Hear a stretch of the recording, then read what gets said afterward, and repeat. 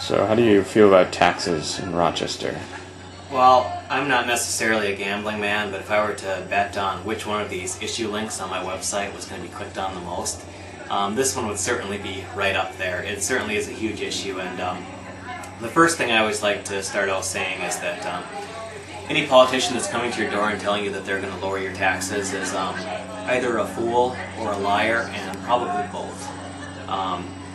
There are a lot of things beyond the control of a government like the City Council that are going to influence your taxes. In particular in Rochester, we've seen enormous property tax hikes, and a lot of that actually goes back to some foolish moves made by the legislature in 2002, 2003. That's not to say we don't have issues that we can address, and I certainly have some ideas on how we can manage our tax burden for the long run.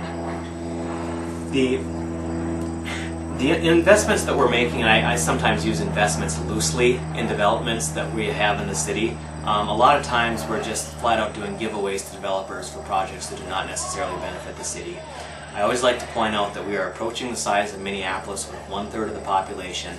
That means essentially that we will have to pay 3 times the amount as citizens in Minneapolis to maintain our infrastructure. That is a serious long-term challenge because the cost of maintaining infrastructure is going up at 10% a year. It's just like healthcare, it keeps going up faster and faster, and we're building more and more of it and using it less and less. That's not the way to secure your tax structure for the next 100 years, and we are just keep digging ourselves a bigger and bigger hole.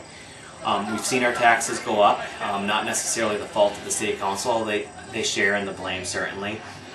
But the reality is the decisions we're making now, we're not just raising our taxes now with some of these giveaways that we're doing for developers, but we're raising our taxes for the next 50 or 100 years because these roads aren't going to go away. It's not going to get any cheaper to maintain them. So we need to think about how we're using our tax resource and use it more efficiently.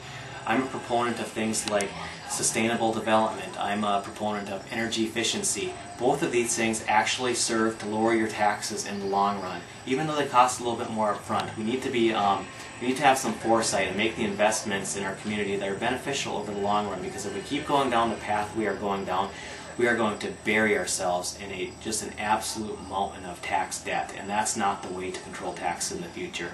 So when someone comes to your door and tells you they're going to lower taxes, specifically ask them what their plans are, because as I said, if they're just talking, they're probably a fool or a liar or both.